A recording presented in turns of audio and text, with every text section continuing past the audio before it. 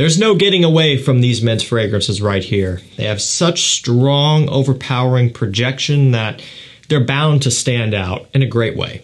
If you want to be bold with your fragrance selections and you want to make sure that you're getting the attention that you feel you should be getting out of them, your scents, you want to go for things that people are actually going to be able to smell. That is something that when you're first starting out, you may not realize that, you may not fully understand that, but in order to get compliments, people have to smell what you're wearing, otherwise it's not going to work. And when you're testing things out, again, when you're first starting out, usually you might make the mistake of just going about it the wrong way. Maybe you're misled, maybe you end up making some purchases and they don't really work out the way you thought they were going to, and people aren't really able to smell them on you. You know, a lot of times, just because something might be from a premium brand or it might be more expensive, that doesn't mean that it's going to have the performance required to really stand out in a crowd. So what I've done is I've taken the guesswork out of it and I'm going to deliver some designer and niche that will stand out, and these are just scents that people can't help but notice. I'll drop them below on discounters if you want to check them out. The links will be down there. Again, there's I think 1 or 2 niche selections in here. Looks like just, yeah, 2 of them. The rest are designers. We're trying to keep it relatively affordable here. There's going to be different price ranges for everybody. This first one's a designer. It's a little bit more on the pricey end, but it is very much a worthwhile scent if you like leather. It's Tom Ford Ombre Leather. This is the Parfum. So this one, of course, has leather. There's some violet leaf in here, which gives it some fresh balance. And they've even snuck in a tobacco note. And I don't really get a ton of the tobacco. If anything, it's more of an aromatic, leafy tobacco rather than something that's going to be super smoky and strong. You know, it's not like a PDM Herod or something along those lines. The type of tobacco they're using here is more subdued, but it's there, more of an aromatic style. I mean, no surprise, this is all about the leather. And ombre leather is a fantastic leather scent DNA because it's one that you can actually wear in a lot of situations and smell amazing. That's not always the case with a lot of leather-focused scents out there. A lot of times they can smell a little bit too rough, a little bit too strong, earthy, whatever it may be. This is one you can get a lot of use out of. It leaves a great scent trail, has great projection. You will smell amazing and you'll stand out in a crowd big time with this. Next up we have Intense Red Tobacco by MANCERA. I just dropped a review on this one.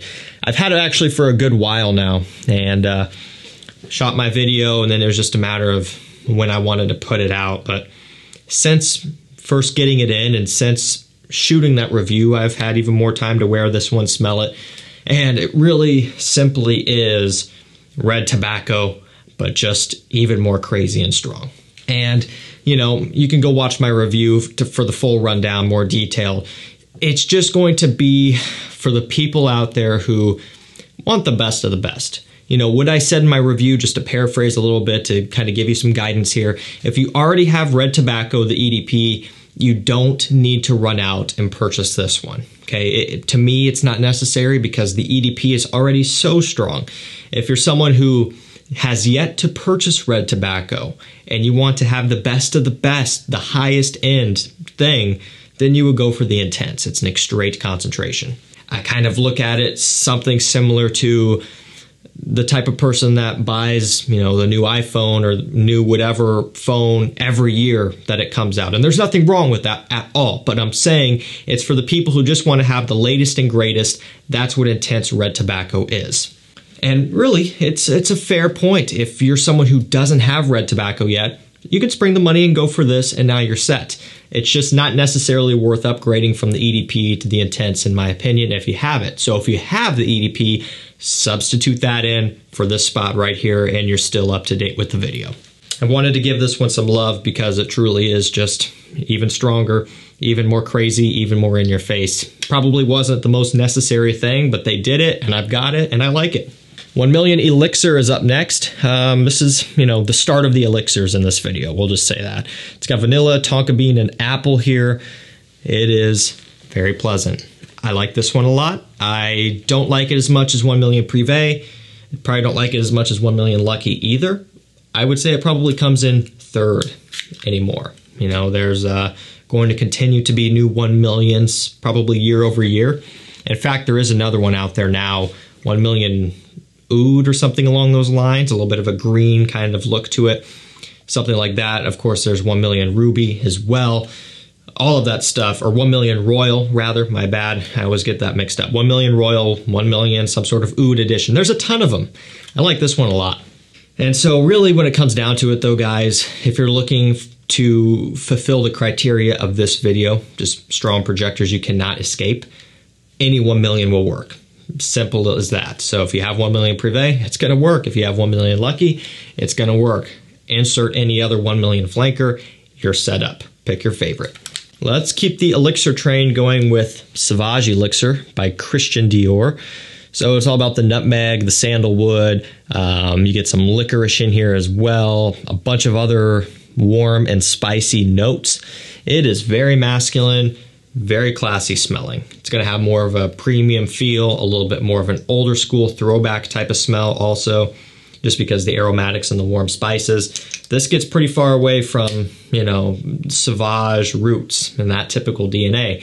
It's not metallic. It's not super ambroxany. It's not, you know, just having that general style. It's not that type of blue scent. It really is something different.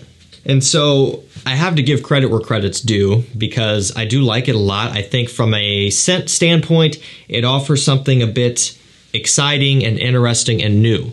Also from a quality to performance ratio standpoint, it is some of the best. And that's no surprise coming from Dior. You know, I always kind of look at Dior, Chanel, Armani, and probably even a lot of YSL to be just a few of the designer brands that are at the top of the top. You know, Tom Ford could be in there as well. You could go far with it. There's a lot of them out there. You know, you could keep on going, Gucci, whatever. But just no surprise coming from Dior. The price tag is the main issue, and when you are paying that much money for this, you kind of expect all of those things to fall into place, and luckily they do. They deliver on all of that stuff that I just mentioned. The performance is completely crazy. The quality is impeccable. Everything about this one is impressive. You just have to want it bad enough to spend that type of money, because this is getting up into niche territory and could be in niche territory already at the price per milliliter. To put it into perspective, you could buy several MANCERAs, 120 milliliter full presentations for the price of this, depending on what you're getting and what type of sales they're running. Sometimes MANCERA bottles are 60, 70 bucks a pop, 120 mil full pres. This on discounters is 150-ish or so for, what is it, a 60 ml. It is insane. That puts it in perspective a little bit, but that being said, you cannot escape the smell of Sauvage Elixir. This stuff is so strong. Elixir, Hugo Boss bottled Elixir. I love this stuff. I had to put it in here. Patchouli, labdanum, frankincense, and cedarwood. It is really, really good. Going into it, you know, I was not expecting it to be this amazing. I knew I was going to buy it. I knew I was probably going to like it because I don't think there has been a Boss bottled flanker that I haven't liked. I really like the oud one a lot. It's one that's pretty affordable, pretty easy to get on discounters consistently. I really like it because it simply has the Boss bottled cinnamon apple DNA with a bit of oud, and that's really all it is. It's a great little twist. This one gets further away from that Boss bottled DNA.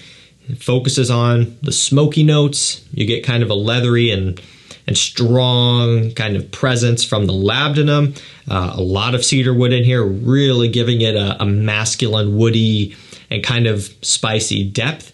This is impressive, and I would probably say that this is one of their most daring, or you know, one of their most out-of-pocket releases.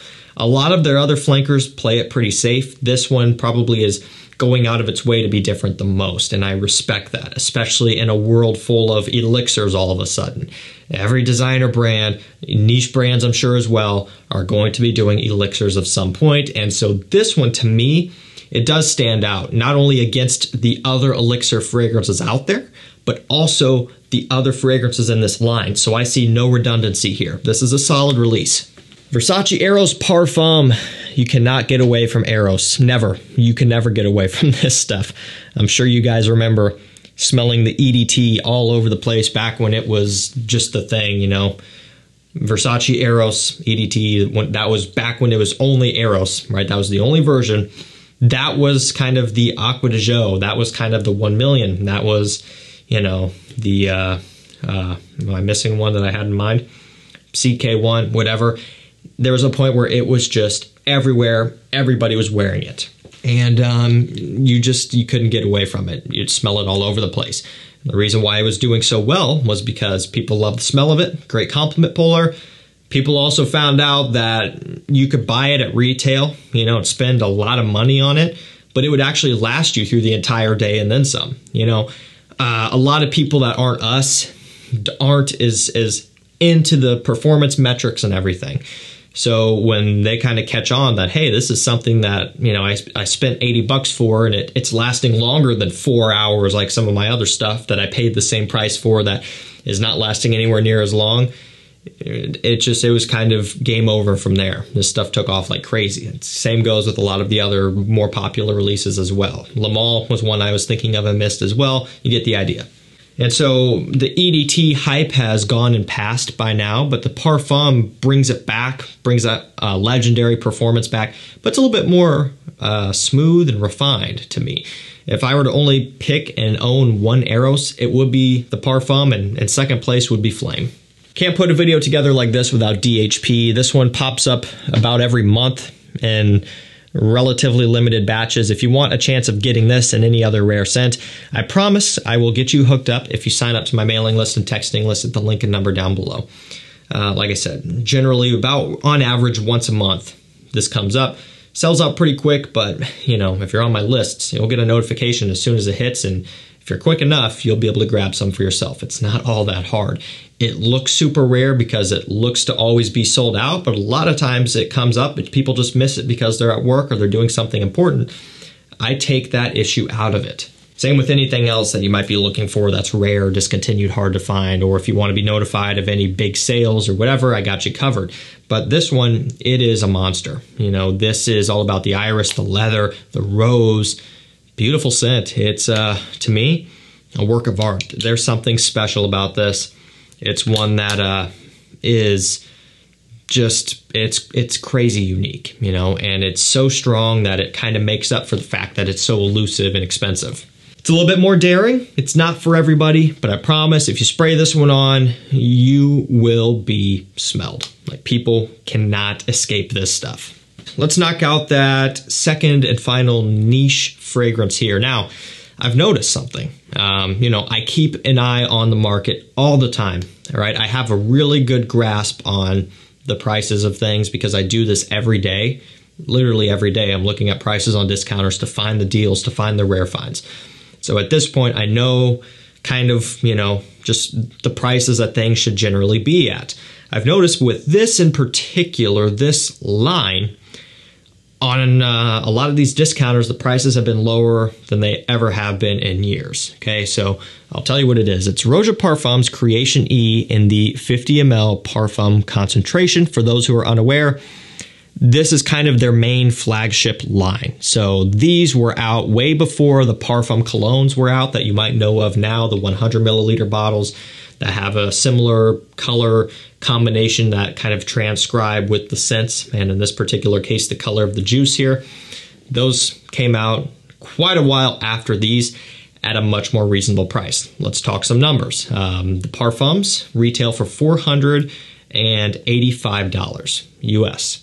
The Parfum colognes retail for $290 US for 100 milliliters. It's double the size, and I mean half the cost, essentially, just about. And again, we're talking retail price there, okay? Now, when it comes down to discounters, I've started to see these Parfums in the anywhere from the low to mid 200s, okay? And maybe a few on the more upper end of the 200s, but that is as low as I've ever seen these. To put that into perspective, back in the day when I bought my first bottle of Elysium Parfum, the 50 ml Parfum, I paid up over $300 on discounters. It was Fragrance Buy for that. And at the time, that was the best price. And that's still a big chunk of change off of retail. The fact that now I've seen Elysium Parfum, what I was just talking about, going for $220, brand new full presentation, that's probably about $100 off of what I paid for it at a discount years ago. What I'm saying is these are starting to hit bottom dollar. And so you can really kind of start to swing these easier now. And the Parfum colognes, in some instances, aren't really too far off of the Parfum prices here. Price per milliliter, of course, is different, but these aren't as out of reach as they used to be. That was really long-winded, but I wanted to get that out there. This is all about the cognac, the tobacco. Oh, it is so good. It's got a Coca-Cola fizziness, a very, very heavy, rich, and sweet tobacco spice. This stuff is luxurious to the extreme. It is so expensive smelling that it is kind of my go-to night out scent, where I wear this when I just want to smell the most premium and inexpensive as I can possibly smell. AZZARO, the Most Wanted Parfum, is up next. Another one with a cola fizziness. It's got ginger. It's got some, what else do we got? I might have to look at my cheat sheet here if I wrote it down. I did not. Ginger, woody notes, and one more. I can't remember. It's going to bug me, but one more. Basically what it is, probably a tonka bean or something, but the ginger is what's giving it some of that cola spiciness, kind of like a Dunhill Icon type of fizziness, almost a grape soda smell.